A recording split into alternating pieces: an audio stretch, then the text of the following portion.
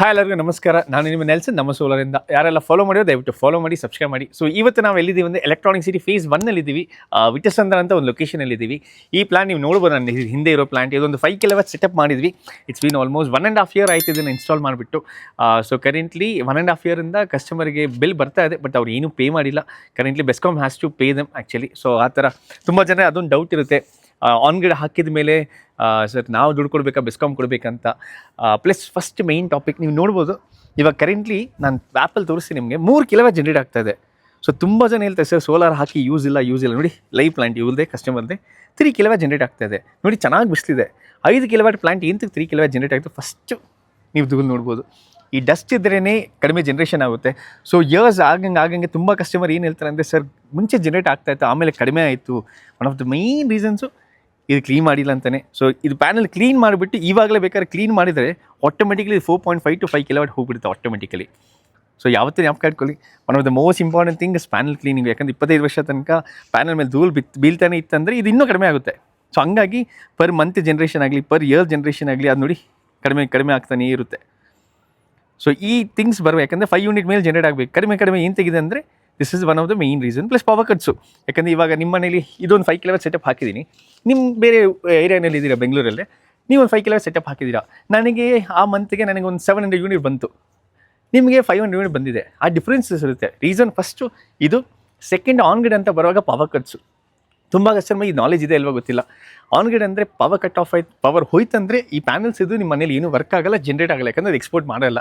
So ಹಂಗಾಗಿ ಒಂದು ಏರಿಯಾನಲ್ಲಿ power cut ಜಾಸ್ತಿ ಇರುವಾಗ ಆನ್ ಗ್ರಿಡ್ ಸಜೆಸ್ಟ್ ಮಾಡಲ್ಲ, ಹೈಬ್ರಿಡ್ ಹೋಗಿ ಅಂತೀವಿ.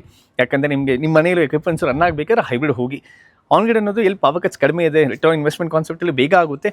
ಪ್ಲಸ್ ಬಿಲ್ ಮೈನಸ್ ಆಗಬೇಕಾದ್ರೆ ಖಂಡಿತ ನೀವು ಎಕ್ಸ್ಪೋರ್ಟ್ ಮಾಡಲೇಬೇಕು, ಹಂಗಾಗಿ ಆನ್ ಗ್ರಿಡ್ ಇರುತ್ತೆ.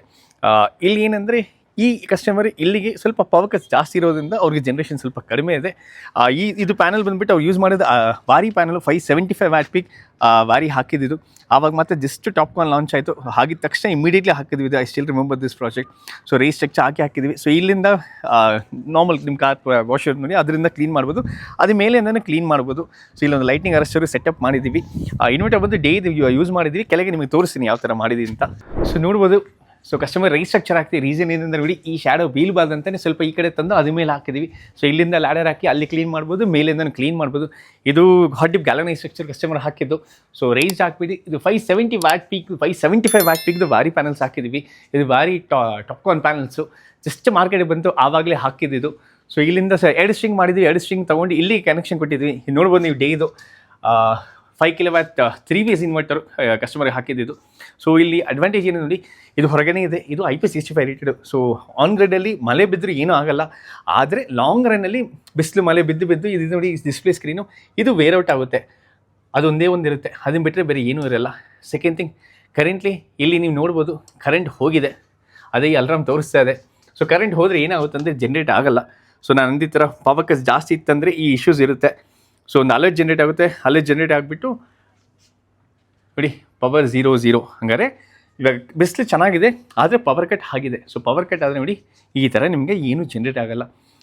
ಸೊ ಇವಾಗ ಆನ್ ಗ್ರಿಡ್ ಏನಾಗುತ್ತೆ, ಇವತ್ತು ಹೋಲ್ ಡೇ ಪವರ್ ಕಟ್ ಇತ್ತಂದರೆ ಆ ಹೋಲ್ ಡೇ ಜನ್ರೇಷನ್ ಮಿಸ್ ಮಾಡ್ಕೊಳ್ತೀರಾ.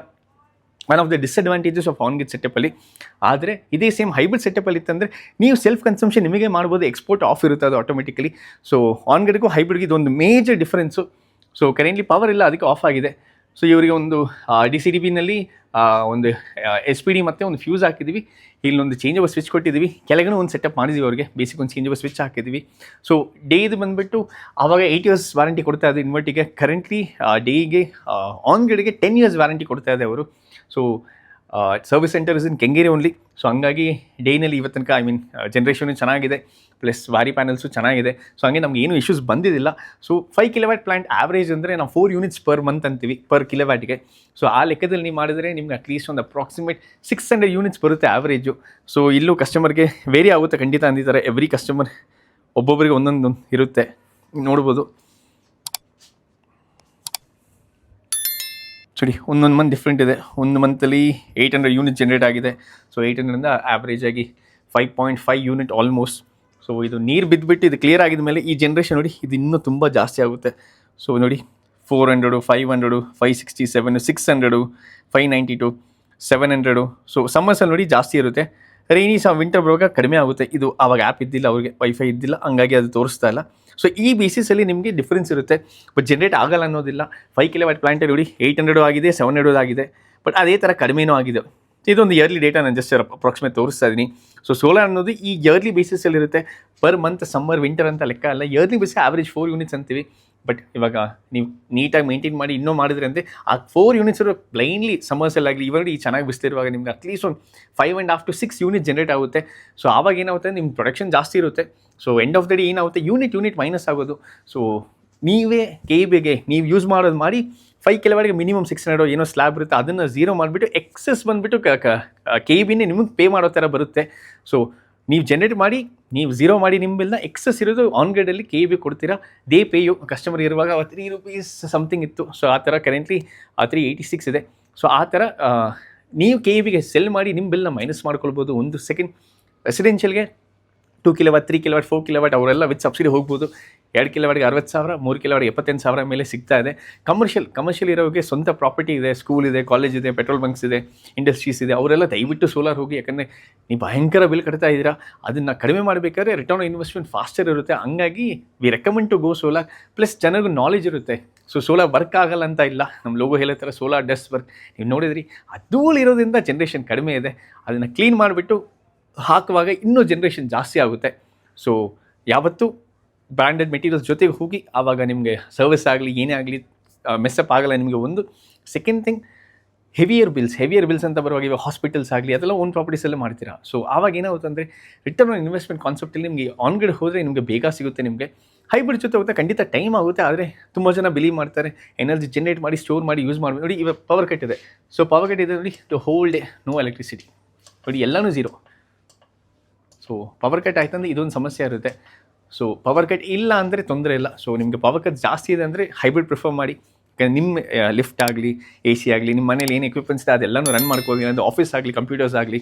ಯಾಕಂದರೆ ಹೈಬ್ರಿಡ್ ಅಂತ ಬರುವಾಗ 10 ಆಗಲಿ, 15 ಆಗಲಿ, 20 ಆಗಲಿ ಅಂದರೆ ಹೈ ವೋಲ್ಟೇಜ್ 30, 50, 100 ಕಿಲೋವ್ಯಾಟ್ ತನಕನೂ ವಿತ್ ಲಿಥಿಯಂ ಬ್ಯಾಟ್ರೀಸ್ ಮತ್ತು ಇನ್ವರ್ಟರ್ಸ್ ಆ್ಯಂಡ್ ಬ್ಯಾಟ್ರೀಸ್ ಇದೆ. ಆ್ಯಂಡ್ ಎಸ್, ಕೆಂಗೇರಿನಲ್ಲಿ ಸರ್ವಿಸ್ ಸೆಂಟರ್ ಇರೋದು ಅಂತ ಅಕ್ರಾಸ್ ಕರ್ನಾಟಕ ಮಾಡ್ತಾ ಇದ್ದೀವಿ. ವಿಡಿಯೋ ಲೈಕ್ ಆಯ್ತು ಅಂದರೆ ದಯವಿಟ್ಟು ಲೈಕ್ ಮಾಡಿ, ಶೇರ್ ಮಾಡಿ, ಸಬ್ಸ್ಕ್ರೈಬ್ ಮಾಡಿ. ಪ್ಲಸ್ ಸೋಲಾರ್ನ ಎಂಕರೇಜ್ ಮಾಡಿ. ಸೊ ಯಾರಿಗೆ ನೀವು ಸೋಲಾರ್ ಹಾಕಿದ್ದೀರಾ, ನಿಮಗೆ ಈ ಥರ ಲೈಕ್ ಏನನ್ನೋದು ನಿಮಗೆ ವರ್ಕೌಟ್ ಆಗ್ತಾ ಇದೆ, ನಿಮ್ಮ ಬಿಲ್ ಝೀರೋ ಆಗ್ತಾ ಇದ್ದರೆ ದಯವಿಟ್ಟು ನಮಗೂ ಕಾಲ್ ಮಾಡಿ. ನಾವು ಬಂದುಬಿಟ್ಟು ನಿಮಗೆ ಯಾವ ಥರ ನೀವು ಸೆಟಪ್ ಮಾಡಿದ್ದೀರಾ ಆ ಡೀಟೇಲ್ಸ್ ಶೇರ್ ಮಾಡ್ತೀವಿ. ಸೊ ದಟ್ ಜನರಿಗೆ ಗೊತ್ತಾಗುತ್ತೆ ಮ್ಯಾಕ್ಸಿಮಮ್ ಎಷ್ಟಾಗುತ್ತೋ ಅಷ್ಟು ಮನೆಗೆ ಸೋಲಾರ್ ಹಾಕೋಣ. ಯಾಕಂದರೆ ಇಲ್ಲೂ ನಾನು ಎಲ್ಲೂ ಸೋಲಾರ್ ನೋಡಿಲ್ಲ ಅಕ್ಕಪಕ್ಕನೂ ಫುಲ್ ಮೇಲೆ ಟೆರೆಸಲ್ಲಿ. ಸೊ ಎಷ್ಟಾಗುತ್ತೋ ಮ್ಯಾಕ್ಸಿಮೈಸ್ ಸೋಲಾರ್ ಹಾಕೋಣ. Thank you so much for watching.